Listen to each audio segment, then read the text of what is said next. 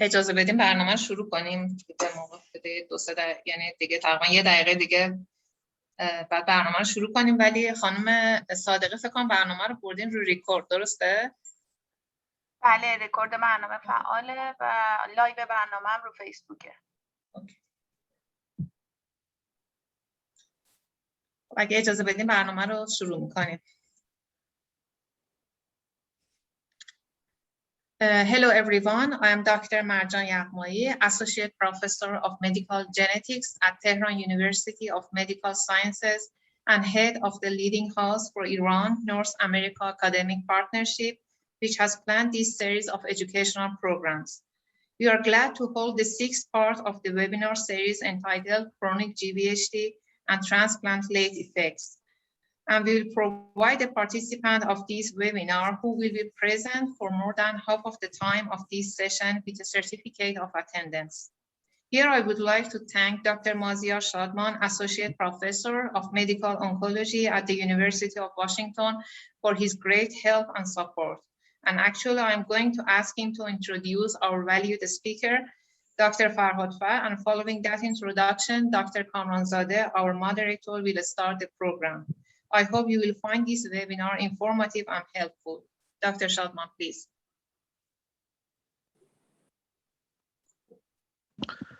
Hello, I would like to say hi to my colleagues in Iran, and it's my pleasure today to introduce our speaker, Dr. Nosha Farhadfar.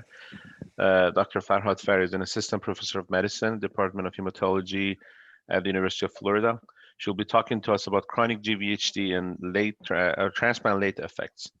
Dr. Farhadfar finished her fellowship at NYU Langone and an additional BMT and cellular therapy fellowship at the Mayo Clinic in Rochester, Minnesota, after which she joined the faculty at the University of Florida. She has a special focus clinically and for research on stem cell transplant and cellular therapy. She has authored number of peer-reviewed publications, and she's a very active member for many of the societies, including American Society of Hematology and American Society of Transplant and Cellular Therapy.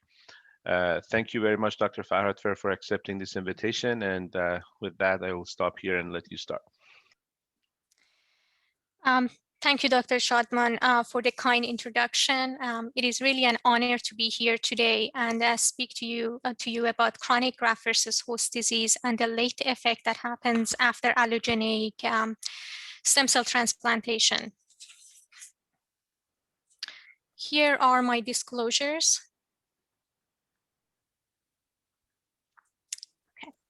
So in the first few slides, I'm going to focus on pathogenesis and risk factors of chronic GVHD. Second part of the presentation is going to be focused on how to assess chronic GVHD and clinical manifestation and diagnostic criteria with the focus on 2014 NIH consensus diagnostic criteria. The third part of the presentation is going to be focused on first line of therapy of patients with moderate to severe chronic GVHD. I'm also going to go over the salvage options for these patients. And lastly, we are going to talk about ancillary and supportive care, especially for patients with moderate to severe chronic GVHD who are on systemic immunosuppressive therapy. As you know, chronic GVHD is one of the most common late complications of allogeneic stem cell transplantations.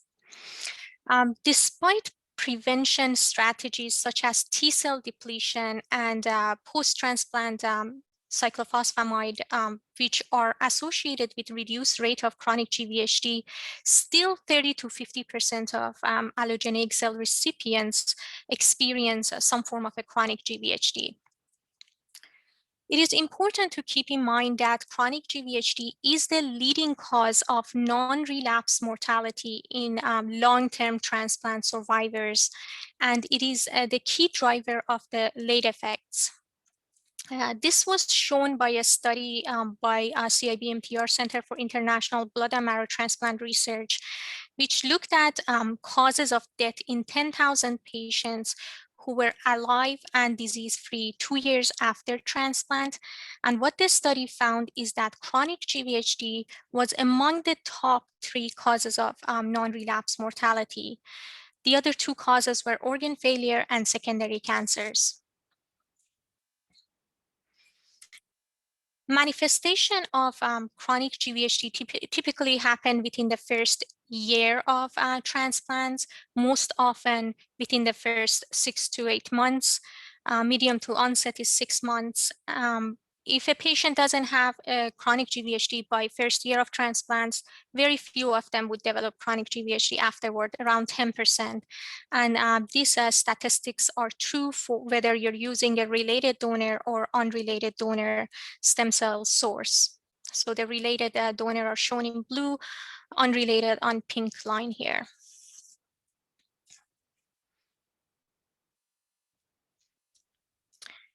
This slide summarizes the 3-step model for initiation of a chronic GVHD and development of chronic GVHD. So the phase 1, we have tissue injury, which is can be due to cytotoxic agents. It can be due to infection or acute GVHD, which causes a release of inflammatory cytokines. So we have acute inflammation in phase 1.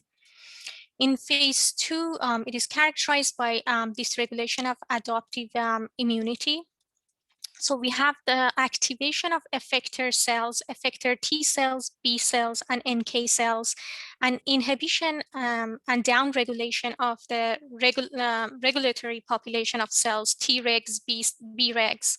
And the last part, the phase 3, is characterized by activation of macrophages and fibroblasts, which lead to collagen deposition, and this can cause irreversible organ damage and fibrosis.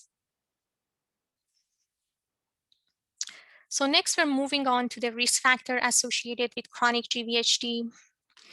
We know that there are some differences between the risk factor profile for acute versus chronic GVHD. So use of a female donor for male recipients have been associated with development of chronic GVHD in several prior studies. There is also a strong association between using a peripheral blood stem cell source compared to bone marrow. So there's a strong association with peripheral blood and chronic GVHD. Older patient age, mostly older than 40 in a lot of studies, and prior acute GVHD history are also risk factors for chronic GVHD. What about HLA mismatch? Well, in the biggest study evaluating the difference between risk of acute and chronic GVHD, what they found is that recipients of HLA mismatch and use of unrelated donors have a greater effect on risk of acute GVHD than chronic GVHD. Same study also noted that total body irradiation was strongly associated with acute GVHD, but not chronic GVHD. So the differences in the risk factor between acute and chronic GVHD suggest that there's a difference in their mechanism, and the mechanism involved in acute and chronic GVHD are not entirely congruent. And basically, chronic GVHD is not simply the end stage of acute GVHD. If I understand correctly, University of Tehran or in Iran, the most common type of transplant is after a related donor is a haploidentical transplant using post-transplant Cytoxan rather than unrelated donor use. So I thought you might be interested in going over the two large studies done by Center for International Blood and Marrow Transplant Research, looking at risk factors for chronic graft versus host disease after haplotransplant using post-transplant Cytoxan. So the first study which was done in 2016, they looked at 646 patients between 2013 and 2016 with hematologic malignancies. So they had either acute leukemia, myelodysplasia, or CML. And what they found was use of peripheral blood graft source increased the chronic GVHD incidence, specifically in patients who received reduced intensity conditioning. They did not find increased risk of chronic GVHD whether using peripheral blood versus bone marrow in patients who received myeloablative conditioning. But I think the reason they couldn't find a difference in that, in the case of myeloablative regimen, was that their study was not powered to do so. They have a small number of patients who received myeloablative compared to reduced intensity conditioning. The second study listed here is included 689 patients who received allogeneic transplant, again for hematologic malignancies between 2009 and 2014. And similarly, they found chronic GVHD were lower with transplantation of bone marrow compared with peripheral blood. Of course, there are several limitations to these studies that should be considered. These are retrospective studies based on data submitted to a registry. Therefore, factors of why a physician decide to go for peripheral blood versus bone marrow or reduced intensity versus myeloablative regimen is not known. So I have a case here that I would like to discuss, if I can see the full slide. Yeah, okay. So we have a 40-year-old man whose status post unrelated donor peripheral blood stem cell transplant for treatment of acute myeloid leukemia. GVHD prophylaxis included tacrolimus and methotrexate. 2 months post-transplant, he developed stage 2 acute graft versus host disease of the skin, which was treated with only topical steroids. So the acute GVHD resolved. 7 to 8 months post-transplant, patient report having dry mouth, not limiting his oral intake, mild dry eyes, joint pain, muscle cramp. On physical exam, he was noted to have lichen planus features of buccal mucosa. The range of motion of the joints were intact. He didn't have any problem with swallowing solid food, so no dysphagia, no rash, no shortness of breath, and no weight loss. So what do you think the diagnosis here? Since we're talking about the chronic GVHD, most of you probably guess it's a chronic GVHD, but do we have enough evidence to diagnose this patient with chronic GVHD? Do we need biopsy? Do we need some form of imaging? And let's say we diagnose this patient with chronic GVHD. Are you going to start the treatment right away, or you need to do additional testing? Do we need to give topical therapy, or we can, this patient needs to be started on systemic therapy? So in the next few slides, what I'm going to go over is organ involvement, how to diagnose GVHD, and how to score severity of chronic GVHD.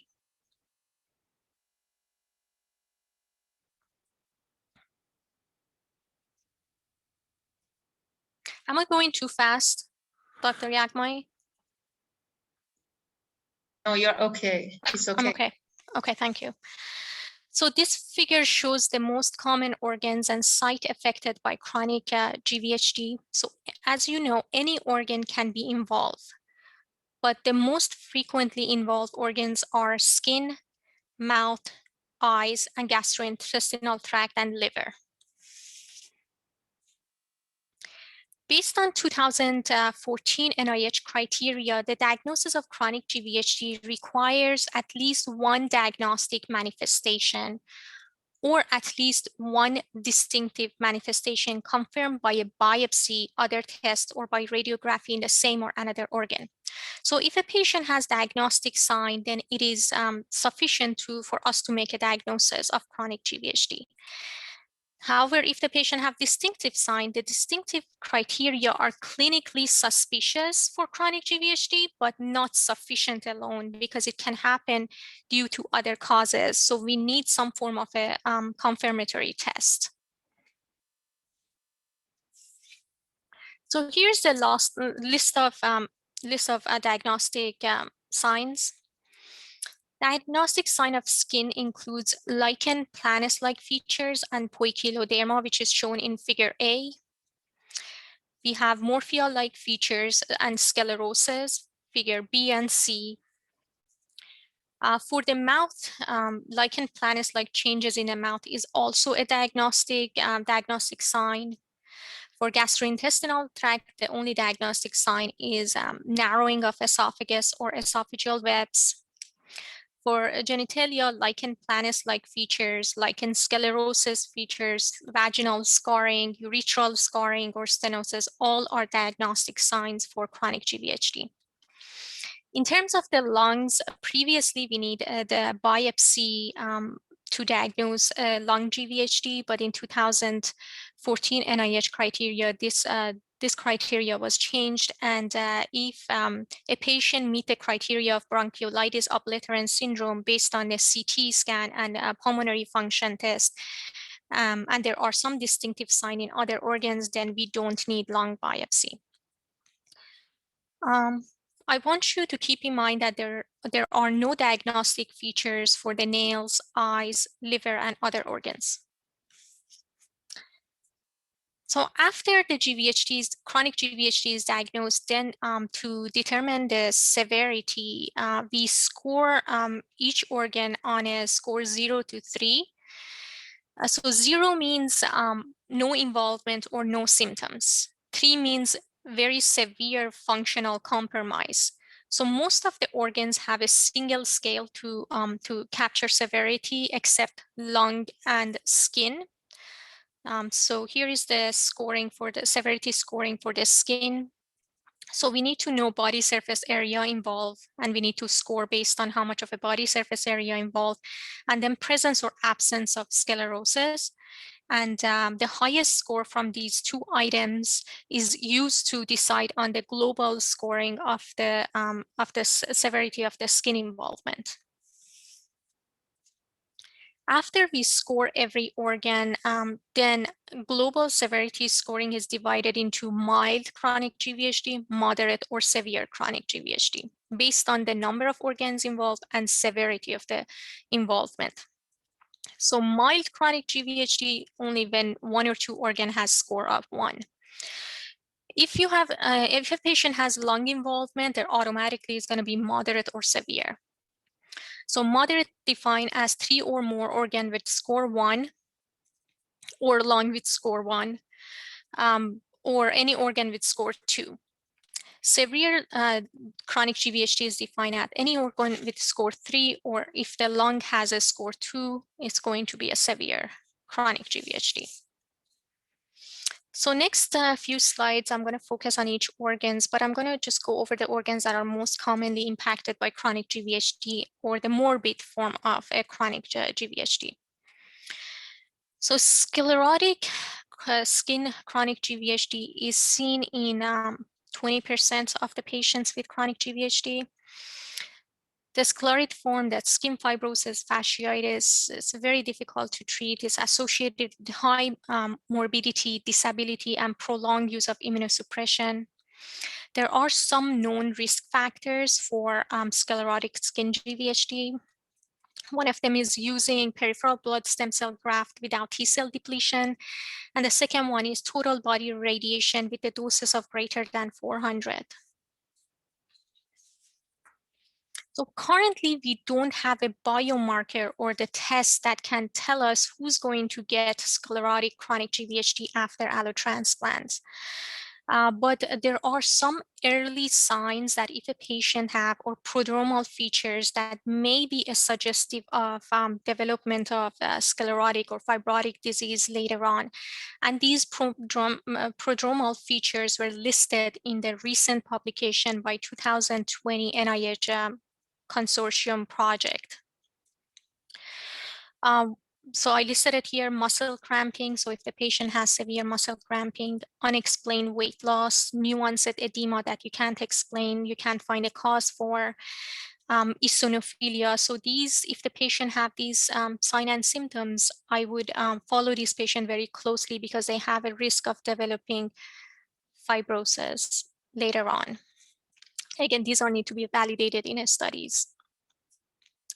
So what do we need to focus on when we're doing a physical exam? Well, we need to perform a comprehensive skin evaluation at every clinic visit. So you need to examine every part of the skin. Patients need to be on a gown to be able to, for you to be able to see and palpate the skin, and pay specific attention to the anatomical sites with the propensity to develop sclerotic features. So these are the sites like lower extremity or waistband or bra line. These are the areas where there is constant friction, skin frictions, and we've seen more sclerotic features on these areas. Another part of the physical exam that is important to perform at every visit is a range of motion assessment. So you can easily document the range of motion using photographic range of motion assessment. This takes not even 2 minutes to perform. It assesses the range of motion of 4 main joints, wrist, shoulder, elbow, and ankles. It's important because sometimes when you look at the skin, you don't see anything. When you palpate, even sometimes patient doesn't have superficial sclerosis, but the sclerosis and fibrosis can happen deep within the skin and joints, and by palpating it, you wouldn't feel it. That's why if you check the range of motion, you would detect a decline in range of motion. And in several studies, PROM, this assessment has previously been reported as a sensitive marker of disease progression. So this, for every visit that I have with chronic GVHD, with any long-term patients post-allogeneic transplant, I do perform this range of motion assessment. Another organ that's commonly affected by chronic GVHD is the mouth. Oral mucosa chronic GVHD is characterized by lichenoid inflammation that particularly impact the buccal mucosa and the tongue.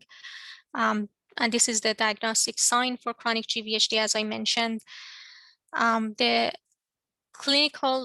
of the clinical signs are white hyperkeratotic radiculations and plaques, some redness and erythematous changes, ulceration.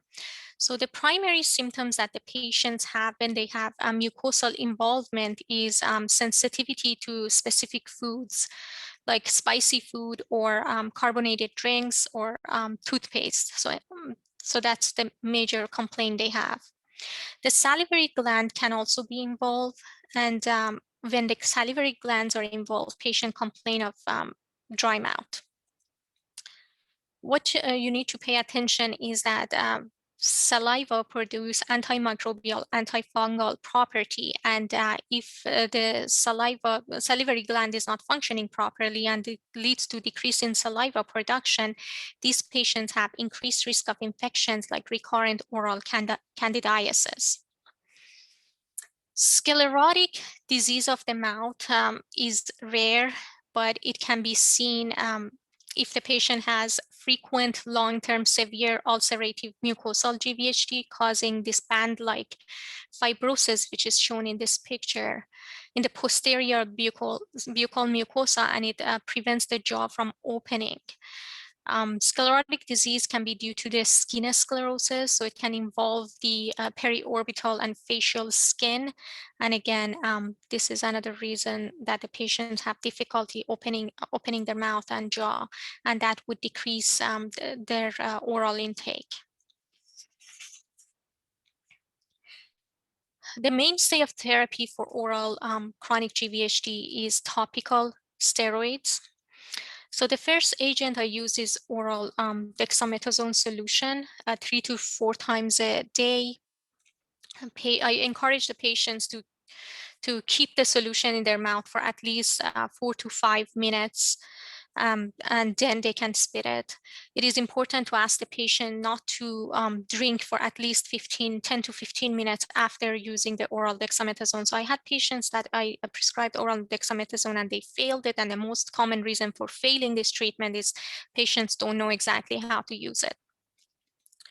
So let's say if the patient uses it and they still have these oral ulcers or chronic GVHD is not healed, these lesions are not healed, then you have an option of going to high potency and ultra potent gels that can be directly put on the lesion or the ulcer.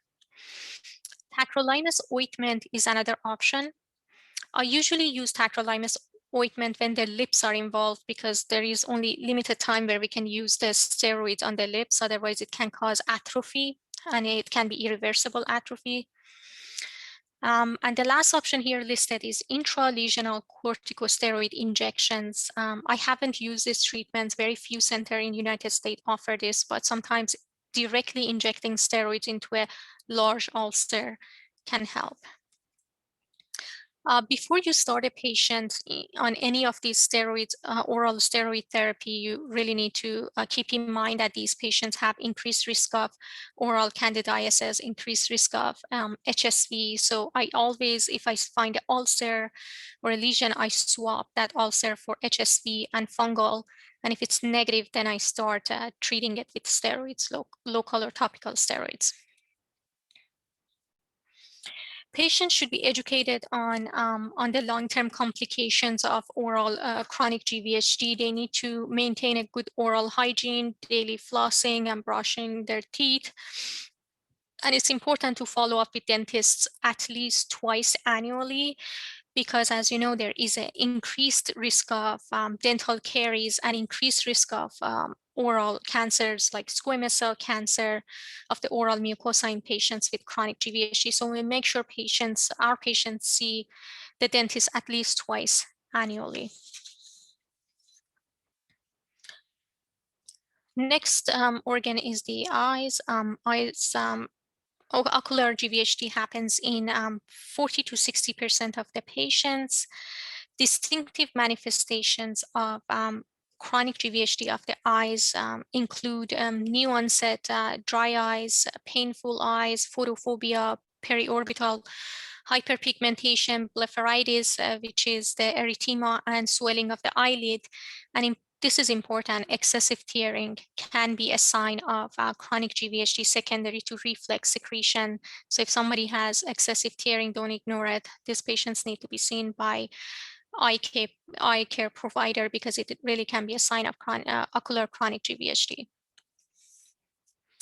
The scoring severity of ocular GVHD include the number of times patients receive lubricant eye drop. So if they don't have symptoms, not using a lubricant eye drop, they don't have the ocular chronic GVHD based on 2014 NIH consensus criteria. If they use the lubricant eye drop for 3 times or less than 3 times a day, and they have mild symptoms, they have a score 1. If they have used the lubricant eye drop for more than 3 times, they have punctal plug, they have moderate dry eyes, but they don't have any visual impairments, then they're score 2. And score 3 is when they have loss of vision, or they have severe dry eyes. They need some form of a hardware eyewear to relieve the pain, such as scleral lenses. So these patients are at the last stage and they are they get a score 3 based on NIH 2004 criteria.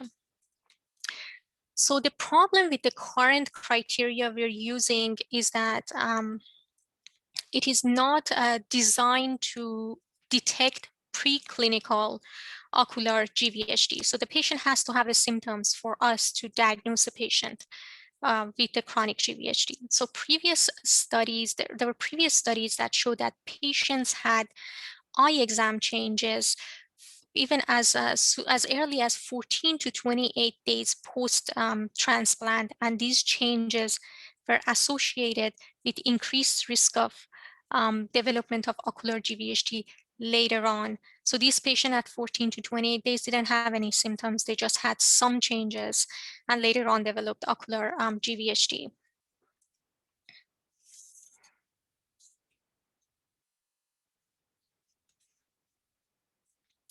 So based on a recent 2020 NIH consensus conference on chronic GVHD, the recommendation is to perform a comprehensive eye exam by an eye care provider within a month prior to transplant, or if it's not done prior to transplant, within 3 months after after transplant to identify aberration in normal tissue that would tell us later on patient have a risk of having an ocular chronic GVHD. It's important for patients to be educated about the warning signs of ocular GVHD, such as dryness, excessive tearing, pain, and redness. And once the patient report any ocular symptoms, at least in my center, we refer the patients to a specialist with experience in chronic GVHD to confirm the diagnosis and begin the treatment as soon as possible, because when they reach a point where they need scleral lenses and they have a very severe ocular symptoms, it's usually not reversible.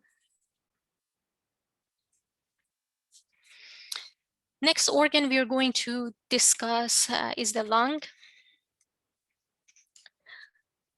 Chronic GVHD of the lung or bronchiolitis obliterans syndrome is a rare complication. It's been seen in 5 to 6% of the patients after allotransplant and 10 to 15% of the patients with chronic GVHD. There are some risk factors in literature that has been associated with BOS. First one listed here is using busulfan in the preparative conditioning regimen, use of peripheral blood stem cell source.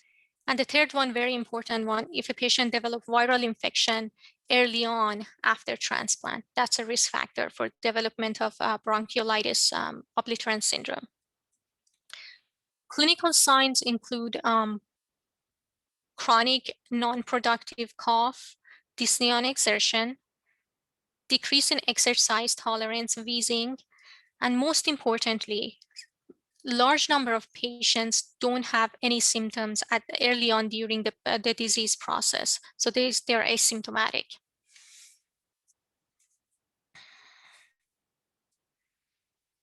So 2014 NIH criteria emphasized new onset airflow obstruction on pulmonary function test and evidence of air trapping on CT imaging to diagnose bronchiolitis obliterans syndrome. So as patients need to have all these criteria listed here to be diagnosed with bronchiolitis obliterans, they need to have a FEV1 FSC less than 0.7, FEV1 less than 75% of predicted, with 10% of greater decline in absolute FEV1 compared to a prior study or a patient pre-transplant baseline. We want to make sure the patient doesn't have an infection, and we need to show the evidence of air trapping on inspiratory, expiratory CT or a pulmonary function test. In terms of the NIH severity scoring, pulmonary function test results are used, or FEV1 results are used to score the severity. And if you don't have the pulmonary function test and you don't have the FEV1 results, then we need to rely on patient symptoms to score the severity of GVHD. As I mentioned before, most of the patients are asymptomatic early on during the disease process, and decline in pulmonary function predates the symptoms. So a interesting study was done a few years back by Dr. Cheng and colleague that evaluated the longitudinal trajectory of FEV1 and other lung parameters in patients with bronchiolitis obliterans syndrome. What they found was that the median FEV1 was 53%, very low, 53% at the time of patient was diagnosed with bronchiolitis obliterans and started on treatment. When they looked at the PFTs prior to diagnosis of the BOS, they noted that there was a marked decline within 6 months prior to bronchiolitis obliterans syndrome diagnosis. So 6 months prior to that, the patient had significant decline, followed by stabilization of FEV1 early after diagnosis and initiation of therapy. So basically, theoretically, if we detect the BOS early and start treatment earlier, maybe we can stabilize and slow down the decline of the lung function in these patients. So how do we detect BOS earlier.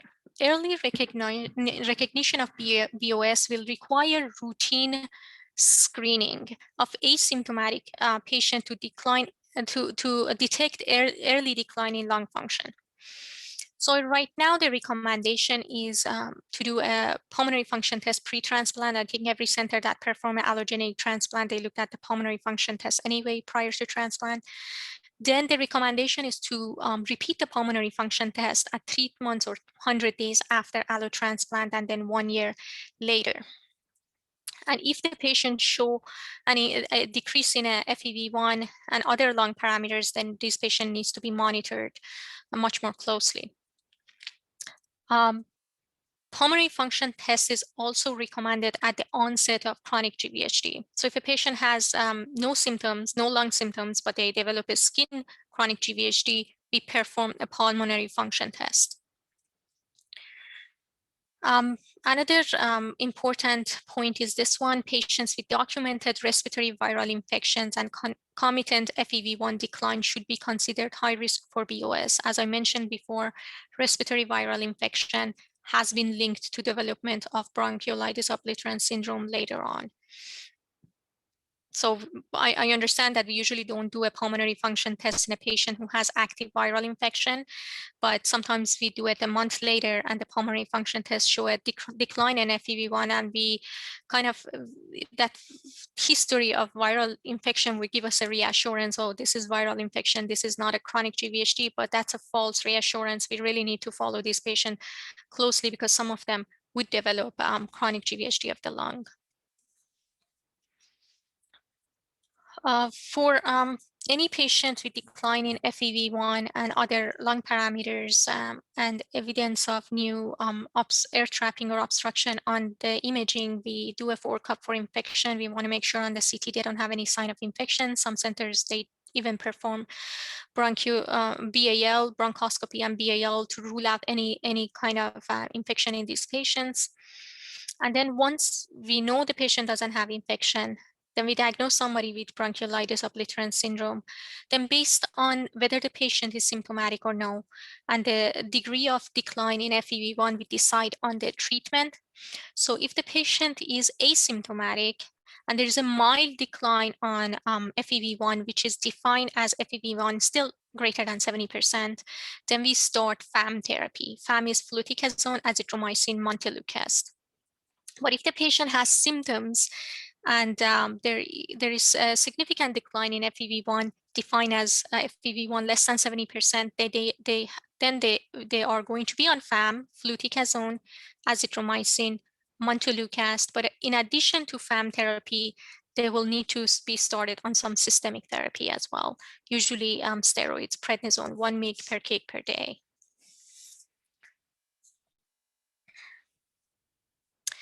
So in summary, early recognition of chronic GVHD may offer opportunity for us to prevent evolution of a more severe form of a disease and maybe prevent irreversible organ damage. Of course, this hasn't been studied, but this is probably the case. We know that NIH consensus criteria have helped us improve the accuracy of the diagnosis and severity scoring, but NIH criteria is not perfect. I have mentioned that by the time that some of these patients reach the diagnostic criteria based on NIH, they already have severe chronic GVHD and irreversible organ damage. And this was shown by a study where they enrolled patients within 3 months of diagnosis of chronic GVHD based on NIH criteria. And what they found was 90% of those patients had moderate to severe chronic GVHD, and less than 20% were able to be successfully treated. And they defined successful treatment of chronic GVHD as achievement of complete response and partial response with the first-line treatment without addition of any other systemic treatment in the first year. So I do recommend using 2014 NIH diagnostic criteria to diagnose chronic GVHD. I use it routinely in my chronic GVHD clinic because by going through that form, which is not going to take a very long time, you make sure that you are going over every single organ that's can be affected by chronic GVHD. You're not missing any organs, and it also provides an organized and systemic way of documenting any changes and abnormality, and you can be more organized in following the patient. So currently we are we're filling out that 2014 NIH diagnostic criteria on every chronic GVHD visit, and we document it in patient charts. These are some important points to keep in mind for evaluation of chronic GVHD in clinical practice. For example, you need to make sure you document any pre-transplant abnormality that the patient has, including if there's a pulmonary abnormality, so you need to perform a pulmonary function test prior to transplant. If there is any restriction of the joints, you need to document that. Skin abnormality, because if you document the abnormality pre-transplant, then you would be able to identify new abnormality that develop after transplant. Currently, post-transplant evaluation of a chronic GVHD is a standard of care in many centers in the United States, starting around day 100. So we do an extensive chronic GVHD evaluation at day 100. We also perform pulmonary function tests. And then we follow up at least every 1 to 3 months to look for a sign and symptoms of active chronic GVHD until the patient is completely off of all systemic immunosuppressions for 6 months.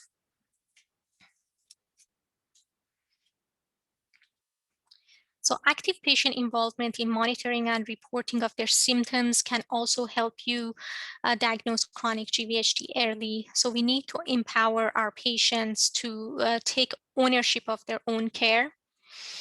It is important to educate the patient. So we have our patients after allogeneic transplant, like many other centers here, for 3 months near the transplant center. So the patients stay within 30 minutes distance of transplant center, or they stay in transplant housing, which is 5 minutes from the transplant center. And then after these 3 months, if they don't have any complication, we send the patients back to their local physician. So these patients usually live 2 to 3 hours from us. Before we discharge the patient to their home and local physician, we have 1 hour education session for the patients, which is done mostly by transplant coordinators, or we have a chronic GVHD long-term follow-up coordinator. So for 1 hour, they talk to the patient and the patient caregiver and go over the sign and symptoms of chronic GVHD and other late effects that can happen after transplant.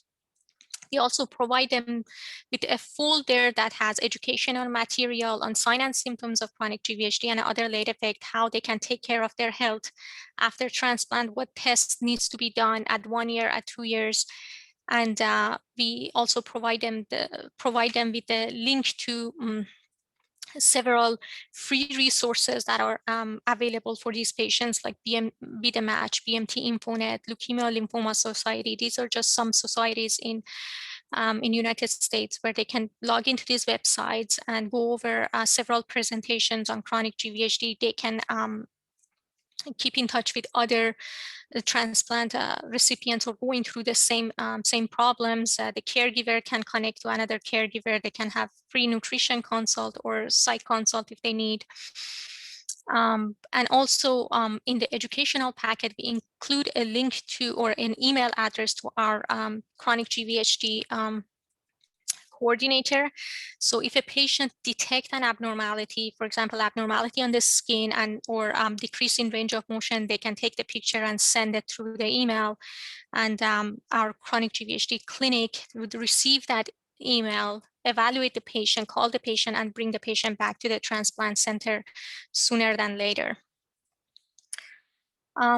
Another option is telemedicine. So telemedicine may be an attractive option for patients who live far from a transplant center and have limited resources or have restriction on travel. Currently, my center doesn't provide telemedicine, but I know larger transplant centers such as Fred Hutchinson have a large telemedicine consult services for patients with chronic GVHD. So let's go over our case. So as I went through this case before, 8 months post-transplant, patient had some dry mouth, dry eyes, joint pain, muscle pain, and on a physical exam noted to have lichen planus features on buccal mucosa. So presence of lichen planus features on the buccal mucosa is a diagnostic sign, as I mentioned before. So we don't need any more tests or biopsies or anything else to diagnose this patient with chronic GVHD. We have the diagnostic sign already, so we know the patient has chronic GVHD. Now let's go over the scoring. Dry mouth, not limiting oral intake. That's a score 1 for oral GVHD. Mild dry eyes, that's another score. So that's 2 organs with score 1. So if you don't evaluate anything else, you would think this patient have oral and eyes involvement, both score 1. This is a mild GVHD. Maybe we can get away with topical therapy. But as I mentioned before, one very important test to do at the diagnosis of chronic GVHD is to perform a pulmonary function test. So we performed the pulmonary function test on these patients, and what we noticed is that FEV1 was decreased at 65%. And I've seen this in patients, especially younger patients. They don't have any symptoms until their FEV1 dropped to something like 50. So this patient has 65%, no sign of infection. CT imaging was consistent with air trapping. So that score 1 on lung make this diagnosis chronic GVHD in terms of severity moderate. So it's a moderate chronic GVHD. So what is the most appropriate initial therapy in this option? In this case. So moderate chronic GVHD. Most likely we do need systemic therapy because we are no longer on a mild chronic GVHD. Moderate or severe, we have to start systemic therapy.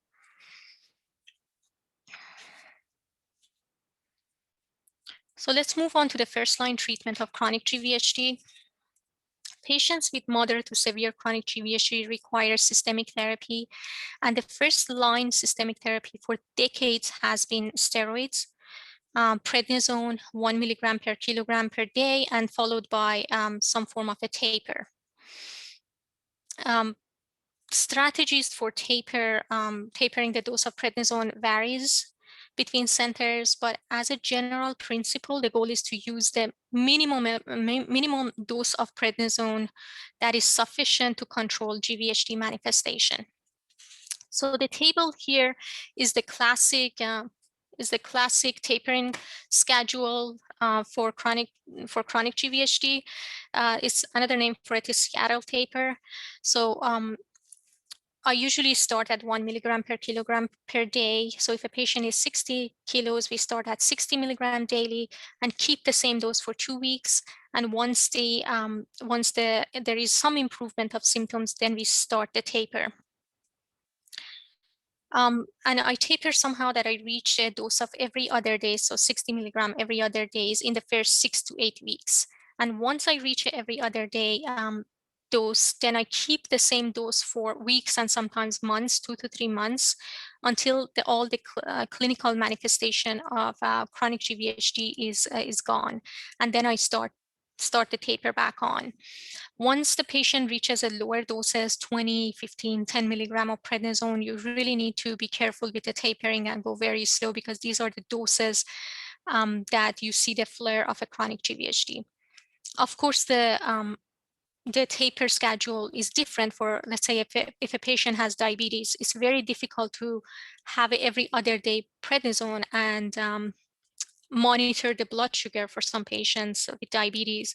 So this taper would be different for somebody who has diabetes or somebody who can't tolerate the steroids due to high blood pressure, psychosis. Then we have to start at lower doses and maybe a faster taper and think about adding another agent to the steroid sooner than later.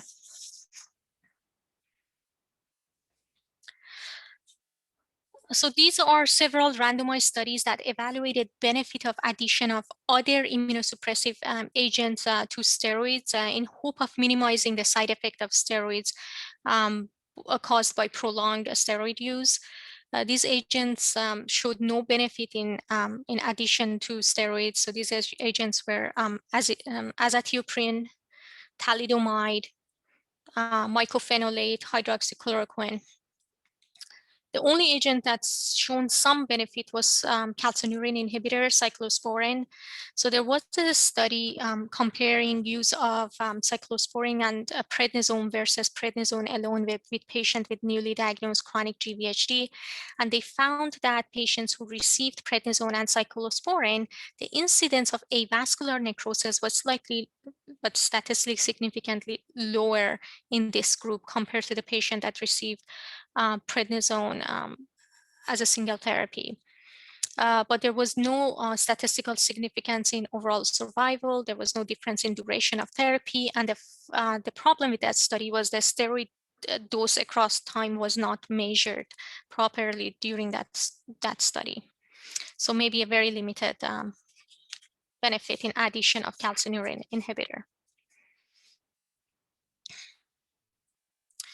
One therapy that has been used for many years is extracorporeal photophoresis, or ECP. It's used as a salvage therapy, a second-line therapy. It is not a standard of care as a first-line treatment of moderate to severe chronic GVHD. But there was an interesting study. I know it's a small study, phase 1, but there was a study that evaluated addition of ECP to steroids in initial treatment of chronic GVHD, and the primary endpoint in this study was overall response rate at 28 weeks. And as you can see, the results showed a possible advantage for the combination therapy. So there was possible advantage for it. Overall response rate of 74% with ECP and steroid compared to 61% with steroid alone.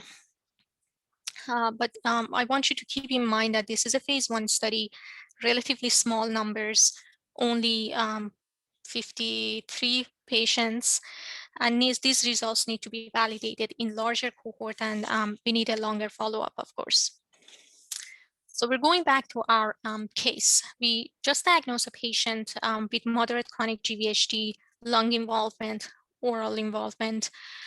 So we need to stop based on the FEV1 being this low, 65%. We start on a systemic therapy, prednisone, and we start on FAM, fluticasone, azithromycin, and montelukast.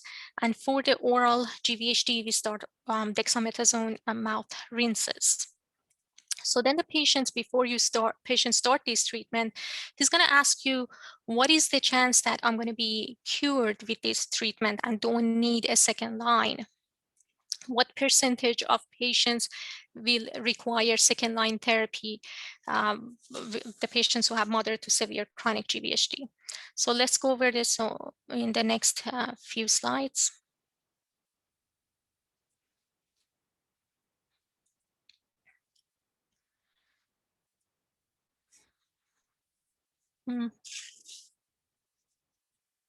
Okay. So patients who are diagnosed with chronic GVHD usually receive multiple lines of therapy for a very long period of time. So this is some of the data from Fred Hutchinson on 150 patients who started initial therapy for chronic, moderate to severe chronic GVHD. As you can see in the graph, near 60 or 65% of the patient needed a second line therapy. 50% of the patients, half of them need third line of therapy. 35% of the patient needed fourth line of therapy, and 20% or approximately 20% of the patient needed fifth line or more. On the right side of your screen, we have the outcome of patients started on systemic immunosuppression, and you can see continued increase in number of patients who are able to stop immunosuppression over the years. So at the 5-year mark after diagnosis and initiation of the systemic immunosuppression, 1/3 of the patients are alive and off of immunosuppression. 1/3 of the patients are alive, but they're still using immunosuppression, and 1/3 of the patients at 5-year marks are either dead or their disease relapsed. So that's the long-term outcome of patients with chronic GVHD. So it's good to tell the patients that this is not a quick treatment and they most likely will need more lines of treatments.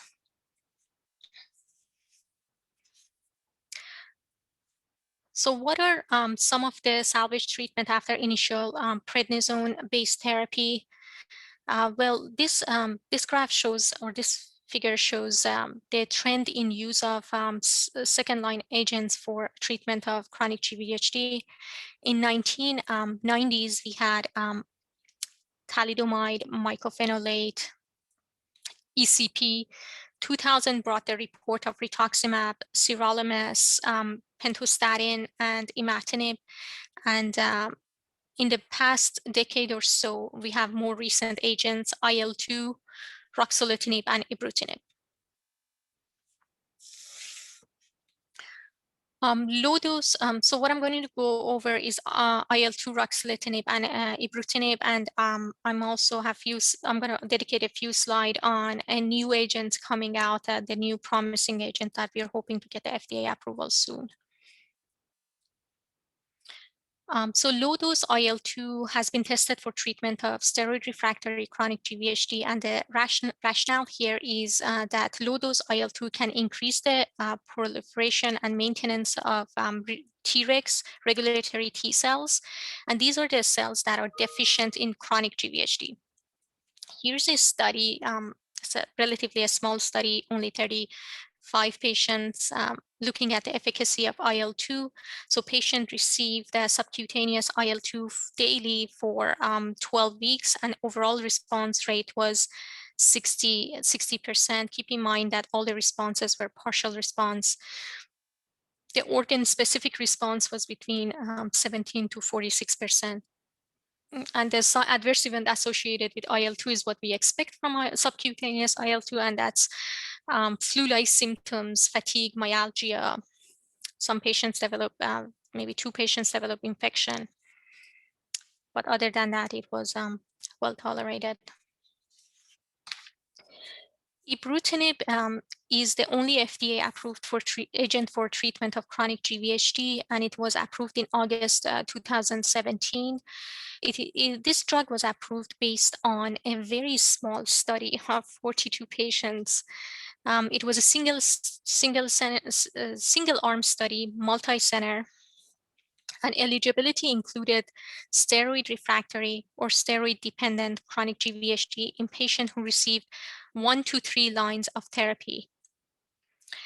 You need to keep in mind that the patients also need to have some inflammatory manifestation like erythematous rash, or some, at least for 25% or more of the surface area of the skin, or some oral mucosa involvement. So this, based on this study, the overall response rate was 67%, 31% CR, 38% PR. Responses were durable, more than 10 months in more than 50% of the patients. And Ibrutinib is currently being studied in a randomized study as a first-line treatment in addition to steroids. So the problem that I had with this agent is you want to make sure when you have a patient on steroids and Ibrutinib, you put them on some anti-mold prophylaxis. I've had patients with severe invasive fungal infection, especially invasive aspergillosis of the lung. So we have these patients on anti-mold prophylaxis. If you're deciding to include this agent in as a second-line treatment or third-line treatment, you also need to keep in mind that you need to dose reduce significantly when using anti-mold prophylaxis, voriconazole, posaconazole, in addition to Ibrutinib.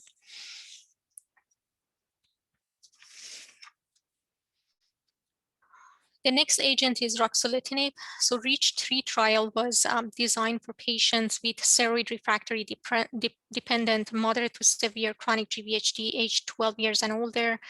They included 330 patients randomized to Rux 10 milligram twice a day or best available therapy, and the primary endpoint was overall response rate at 6 months or 24 weeks.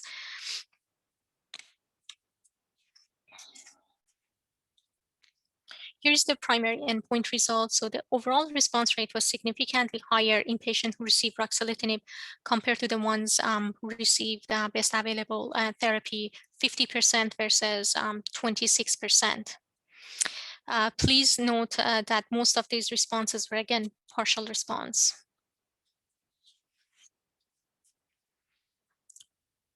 This is an investigational agent, but I think it's important to go through because I'm really hoping that this goes through FDA approval. So this is Belumosudil. Belumosudil rebalances the immune system by inhibiting ROCK2 pathway. This is the schema of a randomized phase 3 study. So for this study, for the patient to be eligible, they needed to be 12 years older. They had to have 2 to 5 prior lines of systemic therapy. So they were fairly heavily treated patients. And it was okay if the patient had failed Ibrutinib or Ruxolitinib. So they were randomized into 2 dosing schedule, Belumosudil 200 milligram daily or Belumosudil 200 milligram twice a day. And they looked at the overall response rate based on 2014 NIH criteria as the primary endpoint. The characteristics of patient population. If you look at it, majority of the patient had 3 line or more. They had 70% of the patients, 60 to 70% has severe chronic GVHD. 4 or more organs were involved in half of the patients. 1/3 of the patients had prior Ibrutinib, 1/3 had prior Ruxolitinib. And here is the result. So overall, a response rate was 73% in the cohort with 200 milligram daily of Belumosudil and 77% in a group who received Belumosudil twice daily, so very similar. And the response rates were durable. 60% of the responses were maintained for more than 20 weeks. And there were also good responses in the key subgroups. So the people with severe chronic GVHD, people with many line failure, and people who failed Ibrutinib or Ruxolitinib, the response rate for those groups was in the range of 70%. And I dedicated one slide to axatilimab. This is earlier in a clinical trial phase. So this is a new agent. It's a CSF1 receptor antibody, and CSF1 receptor is expressed on monocyte and macrophages, and blocking a CSF1 receptor results in depletion of a circulating M2 macrophages, and these are the macrophages that secrete TGF-beta and cause fibrosis. So this agent, at least in some of the early on clinical trials, shown that can reverse the fibrosis. Phase 1, phase 2 study is ongoing. We just opened the study in our center, so I haven't worked with this agent yet. I know it's an IV infusion and it's given over 30 minutes every 2 to 4 weeks. So there's so many salvage therapy available. How do we decide what to put the patient on after failure of steroids, or if the patient has steroid refractory chronic GVHD? Well, these are the factors that can help decide on what agent to use. First one is a physician experience. Like if I'm comfortable using newer agents, so I'm probably going to use Ruxolitinib, ECP, Ibrutinib, all those agents, rather than something like thalidomide or methotrexate or Rituxan and other agents. Toxicity profile is important. So if the patient, let's say, have a very low platelet count, it's difficult to use Ruxolitinib. If they have severe fungal infection in the past, maybe it's not so good of an idea to put the patient on Rux or Ibrutinib. Ease of delivery is important. I like to put patients who develop lung bronchiolitis obliterans syndrome on ECP. That's the first salvage therapy I use. However, it's very cumbersome. So the patients need to drive a couple of hours to our center, stay there for a couple of hours to get the photophoresis, and this needs to be done twice a week. So maybe it's not feasible for some patients. Patient compliance is important. You don't want to put a patient on something that needs a monitor, like sirolimus, that needs a monitoring level if a patient is not compliant and doesn't show up for a blood work. Or ruxolitinib if you need to check a platelet count and the patient doesn't show up. So it's difficult to use some of these agents in a non-compliant patient. Drug availability and cost is, of course, one of the main factors.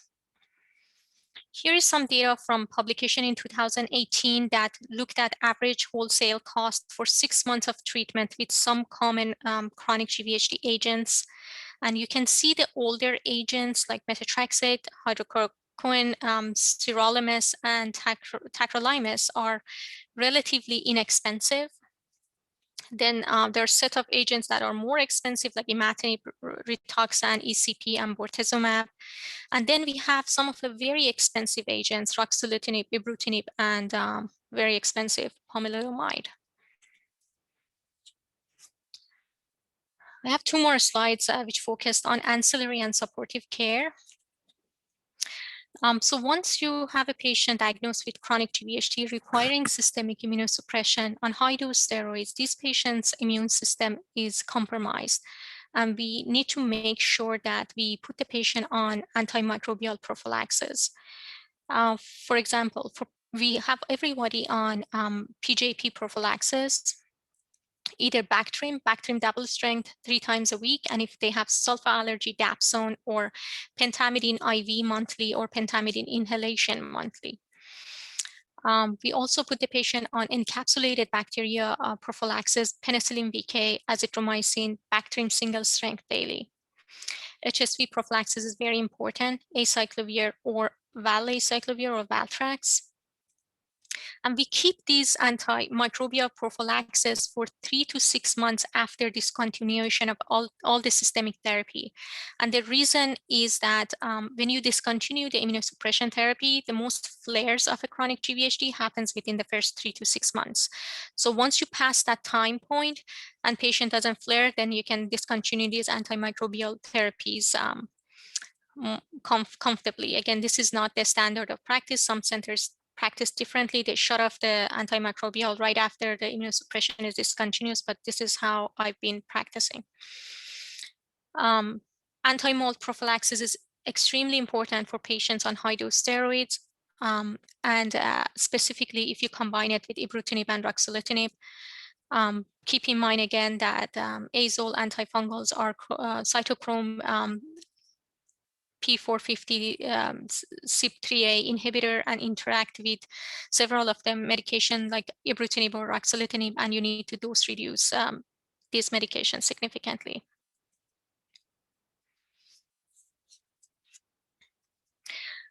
We know that steroid exposure is one of the strongest risk factors for osteoporosis after transplant.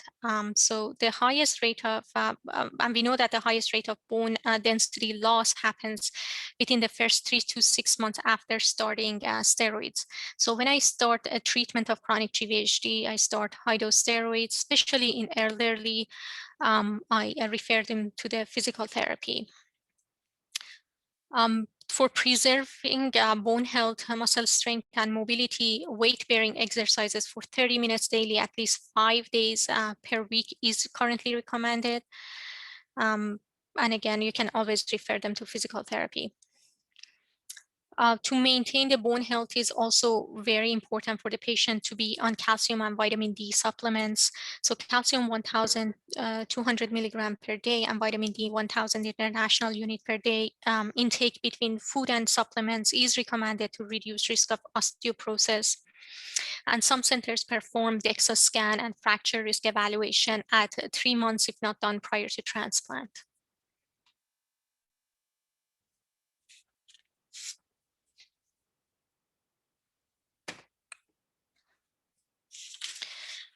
So in summary, there will be more treatment option for chronic GVHD in the near future. I think these treatment options will be better tolerated and more effective, but many questions also remain unanswered.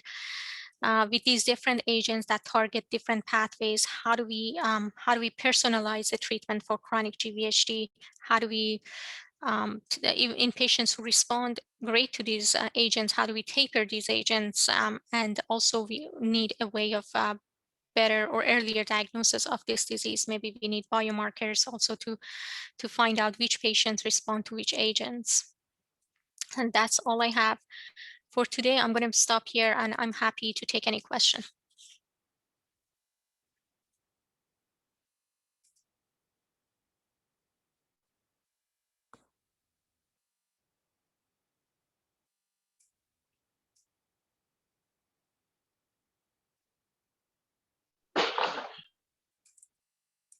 I don't know if Dr. Kamranzadeh is on to moderate the question and answer.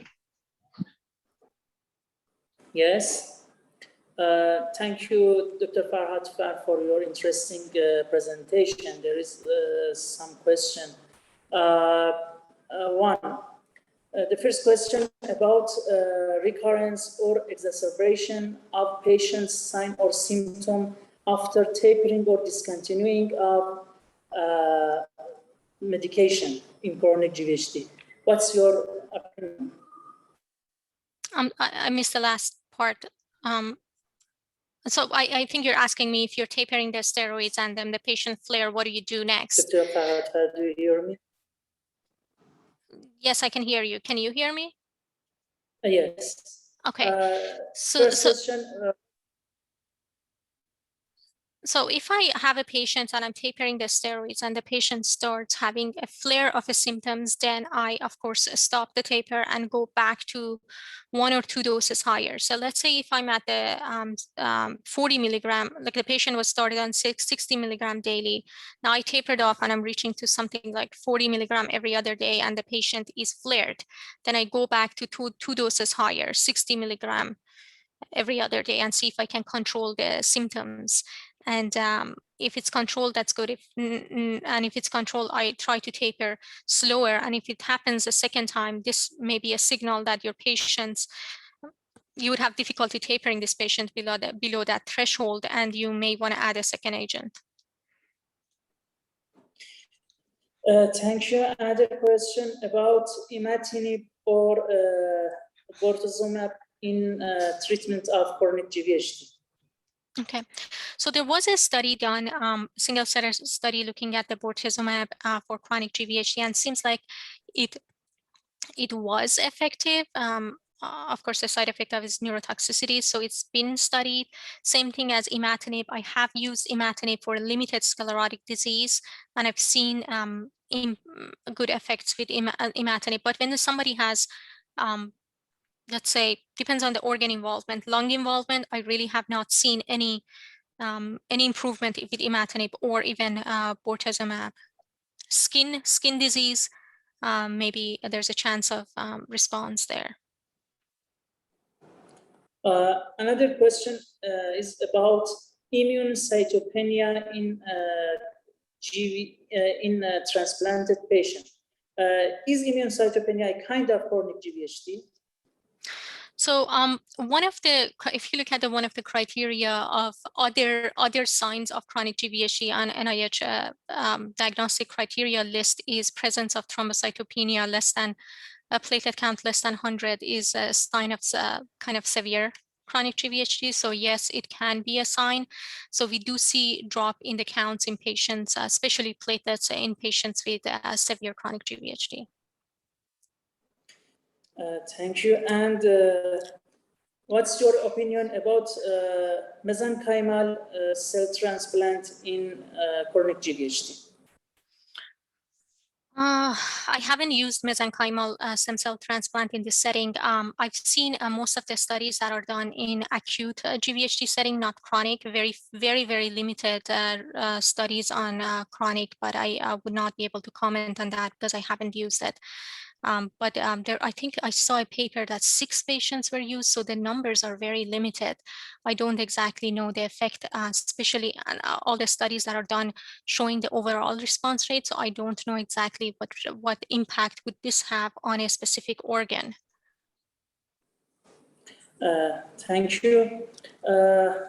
And another question about the role of bronchoscopy in diagnosis of BOS?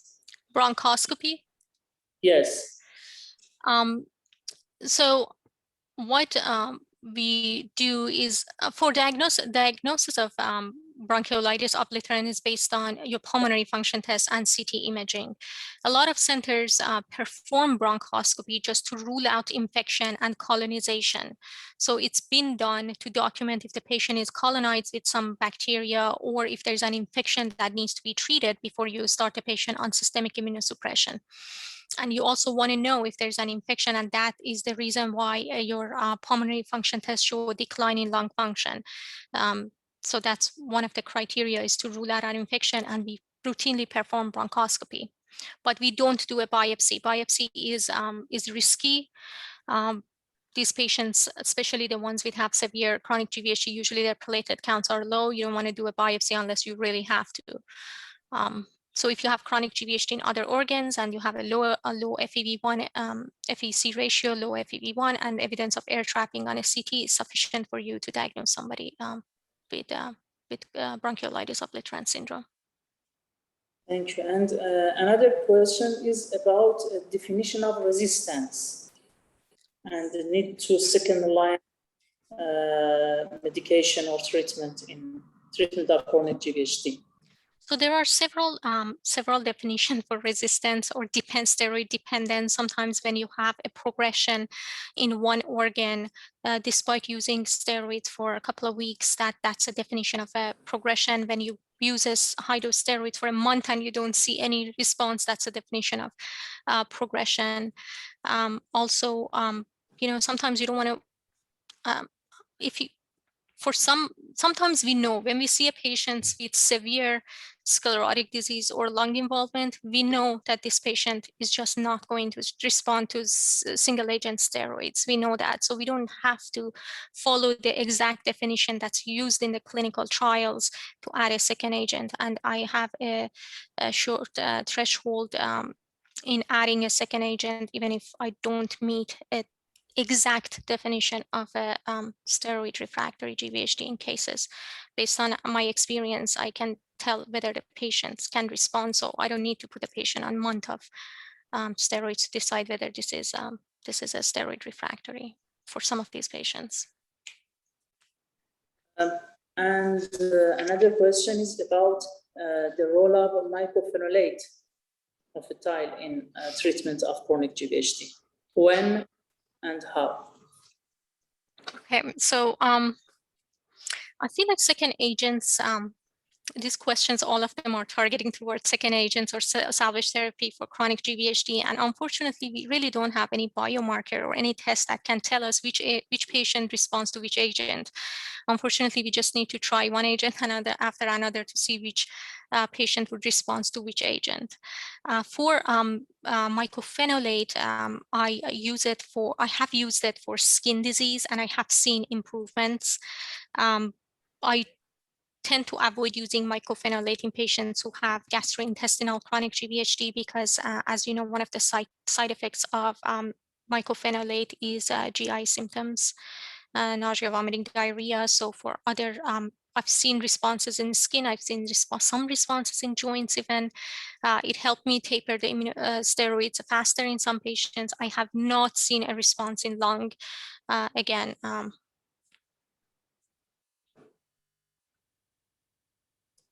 Thank you. Another question about nephrotic syndrome as a manifestation of chronic GVHD. What is your opinion about treatment of this manifestation? So that's extremely rare manifestation. There are very few case reports of nephrotic syndrome in chronic GVHD settings. I actually had a patient who, all the evidence are anecdotal. So I had a patient who I was treating for chronic GVHD, had extensive disease, multiple organ involved, and developed a nephrotic syndrome. For me to make sure that was a chronic GVHD, I had to go through kidney biopsy to find out that that is the case. So basically, you treat it like you treat any other organs. you treat it like a systemic moderate to severe chronic GVHD. What you need to also remember is if you have a patient with chronic GVHD and you have the patient on sirolimus, what I have seen that you can sometimes see a nephrotic range proteinuria with sirolimus, the side effect of sirolimus. Just make sure it's not caused by sirolimus. I have had patients and I stopped the sirolimus and it was better. So that's one side effect I've seen on a couple of patients with sirolimus. I discussed it with a couple of my colleagues who treat chronic GVHD. They're specialized in chronic GVHD. They haven't seen these side effects, but I've seen it in some of my patients. And another question about checking serum galactomannan in patients with chronic lung GVHD under treatment with corticosteroid and immunosuppression. Do you recommend periodic checking of galactomannan? So we do in our centers, again, different center practices differently. We do check the serum galactomannan once a week on patients who's receiving this type of treatment. Yes. Another question. Isn't it possible to evaluate degree of immunogenicity of donor cell pre-transplant ex vivo or manipulating them pre-transplant to have less degree of GVHD? To what? I'm sorry. Ex vivo manipulation of donor T cell pre-transplant to have less degree of GVHD. To have less GVHD, chronic GVHD? Yes. I think this is what's being done in some of the pediatric transplants. I just don't recall right now the paper, but I know that our pediatric colleagues where they do a ex vivo manipulation of the T cells, gamma delta T cells and alpha beta T cells or something like that, and their studies show a decreased rate of. So they don't do a complete T cell depletion. They manipulate T cells and give the T cells back, and the results have been very promising. The rate of their chronic GVHD is much lower, but I don't recall the paper. I can maybe email it to. If there's an email link, I can email it to somebody. Do you recommend ATG in all conditioning regimen in allo-HSCT or order to prevent chronic GVHD? No. No, I do not. We do not use, it depends on your donor source now. So ATG is, we use it for unrelated donor transplants. We don't use it for match-related transplants. And right now we are trying to move on from ATG to post-transplant cytoxan, which have been shown to decrease the rate of chronic GVHD significantly. A question again. When we can discontinue cyclosporine if oral and skin chronic GVHD better but persist and symptoms exacerbate by discontinue cyclosporine? So when do you taper this cyclosporine? So there was a study looking at the chance of tapering the immunosuppression on patients with moderate to severe chronic GVHD. Of course, the first thing you want to taper is the steroids, and then you try to taper the other agents like calcineurin inhibitors, but unfortunately 10 to 20% of the patients, you just can't taper them off. They stay on this agent for years and years, and they have no, at low doses, of course, and they have no problem. So I have patients who are on these agents for 7-8 years, and I was not able to taper it. So if you can keep these patients at the very, very low dose, just keep them on.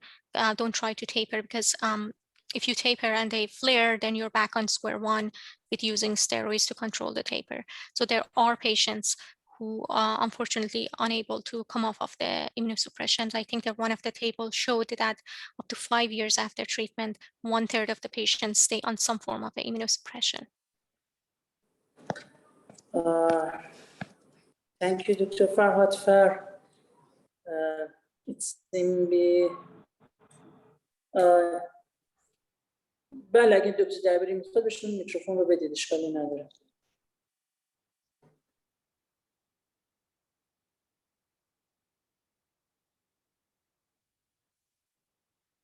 خانم صادقی، به دکتر درباری میکروفون بدید.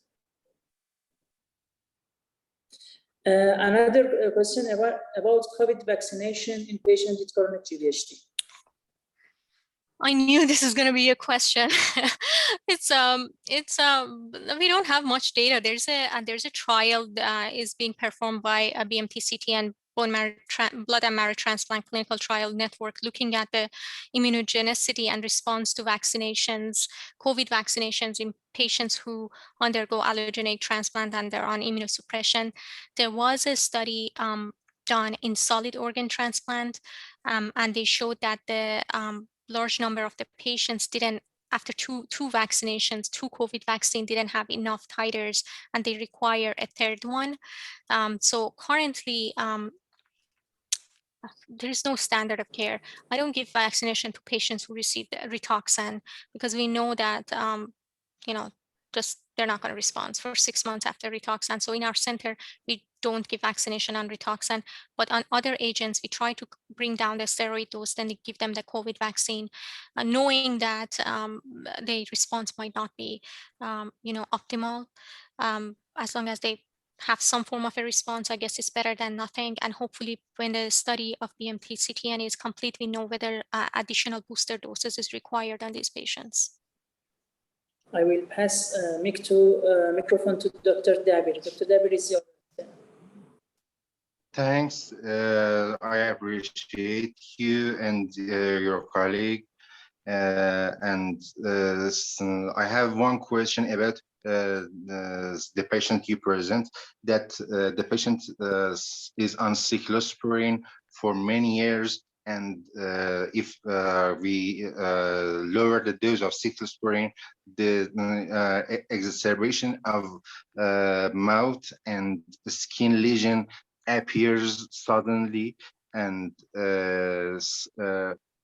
so vaccination, normal vaccination, no COVID vaccination, we can't do vaccination for this patient. Do you recommend anything for this patient? So in terms of the vaccinations, our guideline for vaccinations, we start the vaccination at 3 months to 6 months after allogeneic transplant. The sets of vaccines, bunch of vaccines this patient received. For the ones who have diagnosis of chronic GVHD, we defer the vaccination for 1 year. If you can't take off the immunosuppression, you vaccinate the patient, so you don't wait, especially if it's only cyclosporine. The patient is not on steroids, correct? If the patient is on cyclosporine, I would go ahead and vaccinate the patient. Dr. Mohammed Yes, Baker asked a good question. My patient has no vaccination and is on immune suppressant. So you recommend that vaccination done for her? Yes, that's what we do. We try not to vaccinate on a very high dose steroids, but or if you give rituximab, because it's been shown that the vaccine don't work for rituximab. We don't know the response on other vaccinations with other agents, other immunosuppression. So if I have a patient on cyclosporine or tacrolimus, I would vaccinate.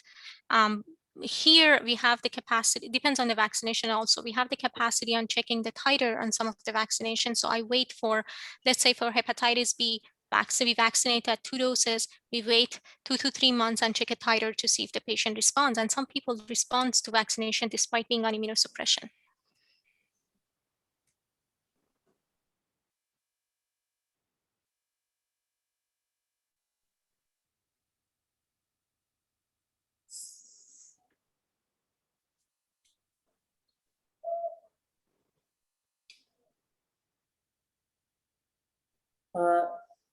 Dr. Mohammed Saleh Baker asked a good question. What is your priority in second line of hepatic GVHD?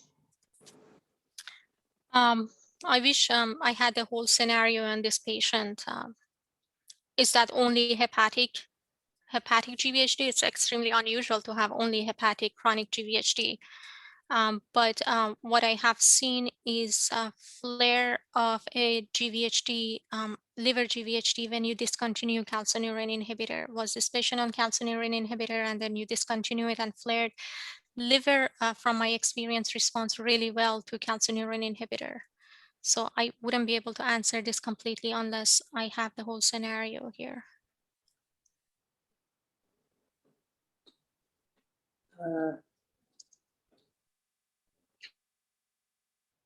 And there is not a question more. So I thank you. Thank you. Dr. Farhadfar, thank you, Dr. Shah. And we can finish the meeting. And Thank you. Dr. Yagmai. Thank you, Dr. Farhadfar, for your excellent presentation, and thank you for the time. Thank you. Have a good day. Bye-bye. Bye-bye.